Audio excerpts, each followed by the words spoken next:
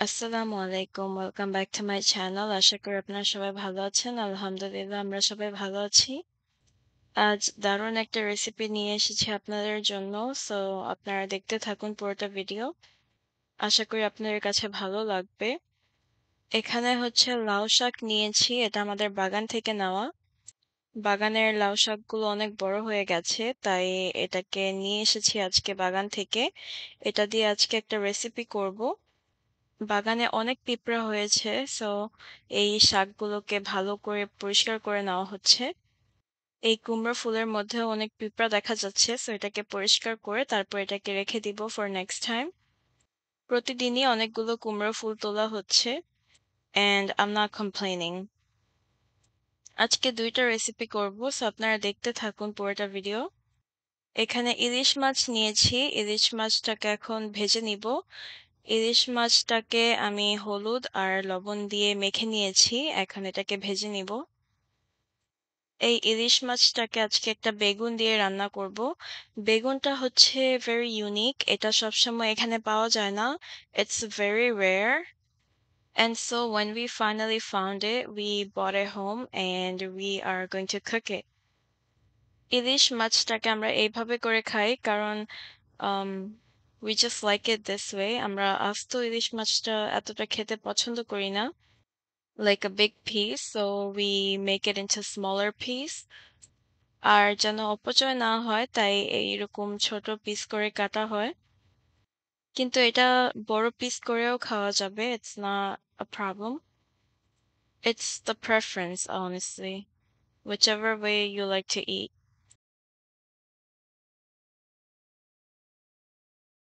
ইলিশ মাছটা যে তেলের মধ্যে ভেজেছি, এই তেলটা ফালাবো না। এটা দিয়ে রান্নাটা হবে। সো এখানে পেঁয়াজ কুচি দিয়ে দিয়েছি ইলিশ মাছের তেলের মধ্যে। এখন পেঁয়াজটাকে একটু ভেজে নিচ্ছি। দিয়ে দিচ্ছি আদা রসুনের পেস্ট আর অল্প একটু পানি দিয়ে দিচ্ছি। এখন এটাকে একটু কিছুক্ষণ কষিয়ে নিব।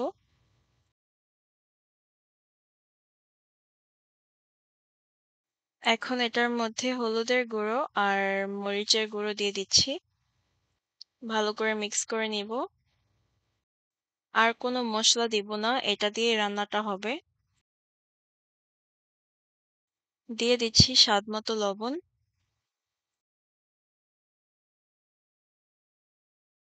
মশলাটাকে ভালো করে কষিয়ে নিচ্ছি। এটাকে কষানোর পরে তারপরে বাকি সবকিছু করব। So it's going to make a thicker paste. এই যে বেগুনটা দেখুন, it's a green বেগুন, green eggplant. It's very rare. আমি বেগুন আর আলুটাকে এখন মশলার সাথে একটু মিক্স করে নিব। এই বেগুনটা সবসময় পাওয়া যায় না, আর যখন পেয়েছি এটাকে আজকে রান্না করব। এটা খেতে অনেক মজা। বেগুন আর আলুটাকে মশলার সাথে কষিয়ে নিব।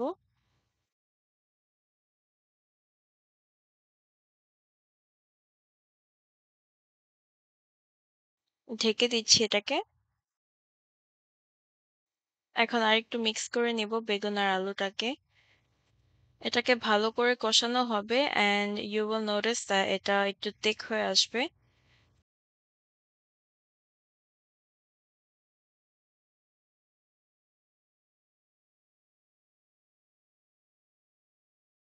আবারও ঢেকে দিচ্ছি যেন ভালো করে সেদ্ধ হয়।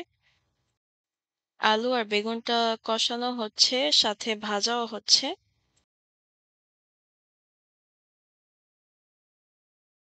এখন এটার মধ্যে পানি দিয়ে দিচ্ছি। একটু ঝোল ঝোল থাকলে খাবারটা খেতে মজা লাগে।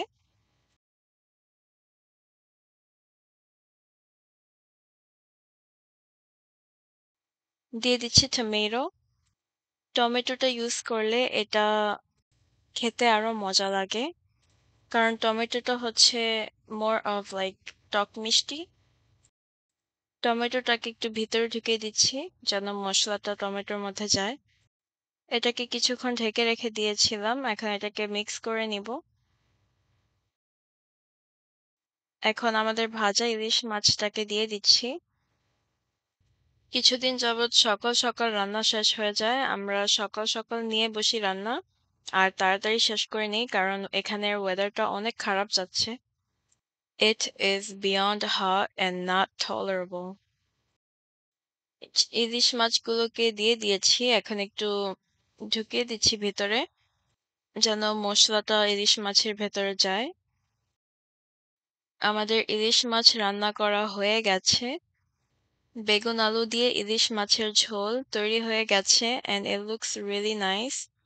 এটার স্মেলটা অনেক সুন্দর এসেছে আর খেতেও অনেক মজা হয়েছে। ইলিশ মাছের তেলটা রাখাতে এটার স্মেলটা অনেক সুন্দর এসেছে and খেতেও অনেক মজা হয়েছে। সবাই অনেক এনজয় করেছে এই ইলিশ মাছের রেসিপিটা। আপনারা অবশ্যই ট্রাই করে দেখবেন, আপনাদেরও ভালো লাগবে। লাউ শাকটাকে আপনাদেরকে তো দেখিয়েছিলাম যে এটা কেটে নেওয়া হয়েছিল হাত দিয়ে। সাথে অনেকগুলো কাঁচামরিচ দেওয়া হয়েছে আর এটা বেগুন আলু দিয়ে রান্না করা হবে। এখানে হচ্ছে পার্পল এগপ্ল্যান্ট নেওয়া হয়েছে সাথে আলু।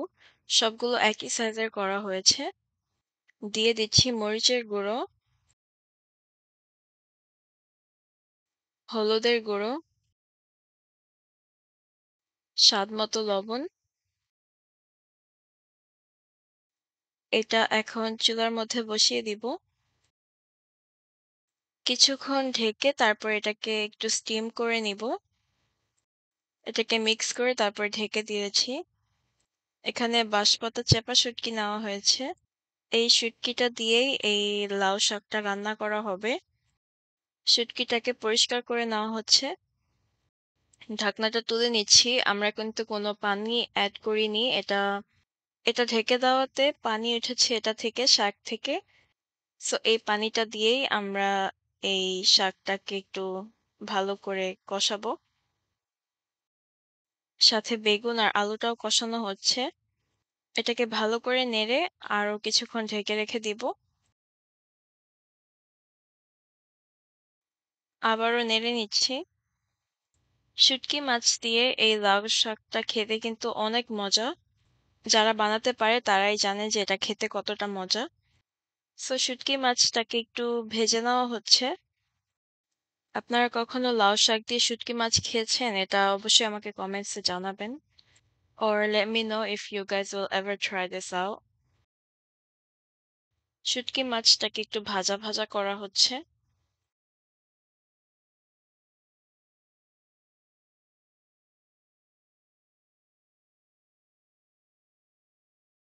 এখানে সিমের বিচি নেওয়া হয়েছে। একটু লবণ দিয়ে দিচ্ছি। এই সিমের বিচিটাকে লবণ দিয়ে কিছুক্ষণ সেদ্ধ করে নিব। সেদ্ধ করে তারপর রান্না করব, তাহলে খেতে মজা লাগবে।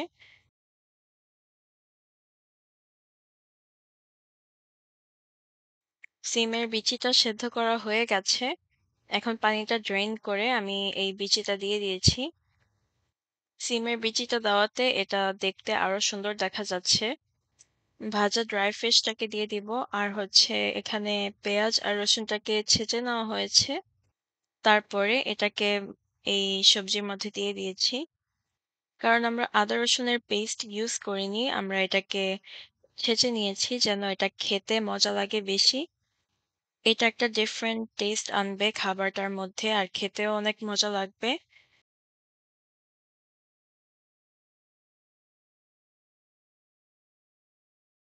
আপনারা চাইলে এটাকে এরকম লিকুইডই রাখতে পারেন, অ্যাজ ইন লাইক ঝোল রাখতে পারেন, কিন্তু আমরা আজকে এটা একটু ড্রাই করে নিব। এন্ড দেখুন আলুগুলো কিন্তু সেদ্ধ হয়ে গেছে। এটাকে ভেঙে দেওয়া হচ্ছে যেন এটা একটু thick হয়। আমি অনেকগুলো আপুকে দেখেছি যে তারা এই শাকটাকে ঝোল ঝোল করে খায়, কিন্তু আমরা ঝোল ঝোলটা খাবো না আজকে। এন্ড কাঁচা মরিচটাকে একটু ভেঙে দেওয়া হয়েছে যেন এটার স্পাইসিনেসটা পুরোটা শাকের মধ্যে যায়। লবণটা একটু কম হয়েছে তাই আরেকটু লবণ দিয়ে দিচ্ছি। ভালো করে এটাকে মিক্স করে নিব। ড্রাই ফিশ, সিমের দানা, বেগুন আলু দিয়ে লাউ শাকের এই তরকারিটা কিন্তু অনেক মজা। আপনারা অবশ্যই ট্রাই করে দেখবেন। এটা খেতে অনেক মজা লাগে কারণ এভরি বাইটের মধ্যে সিমের দানাটা খেতে মজা লাগে। সাথে একটা বোম্বাই মরিচ দিয়েছি। এটাকে কেটে দেওয়া হয়েছে যেন এটার স্পাইসটা পুরোটার মধ্যে যায়। এই বোম্বাই মরিচটা ঢেকে দিয়েছিলাম। এখন আমাদের রান্নাটা হয়ে গেছে। দেখতে অনেক সুন্দর হয়েছে। আর এটা খেতেও কিন্তু অনেক মজা হয়েছে। গরম ভাত দিয়ে এই লাউ শাকের তরকারিটা কিন্তু খেতে অনেক মজা হয়েছে। সবাই অনেক পছন্দ করেছে এটা খেতে। আপনাদেরও খেতে হবে এটা। অবশ্যই ট্রাই করবেন। সো রান্না শেষ করে মাকে নিয়ে ডাক্তারের কাছে যাচ্ছি। আজকে একটু ডেন্টিস্টের কাছে নিয়ে যাব। দাঁতটাকে ক্লিন করবে, একটু পরিষ্কার করে দিবে। আর হচ্ছে ডেন্টিস্ট অফিস আমাদের বাড়ির সাথে। সো এত কষ্ট করতে হয়নি। ডেন্টিস্ট অফিসে আমাদের বেশি দেরি হয়নি। কিছু এক্সাম করেছে আর সবকিছু তাড়াতাড়ি হয়ে গেছে। আলহামদুলিল্লাহ এখন বাড়িতে চলে যাব। সো আশা করি ভিডিওটা আপনাদের কাছে ভালো লেগেছে। আজ এই পর্যন্ত। আল্লাহ হাফেজ। আসসালামু আলাইকুম।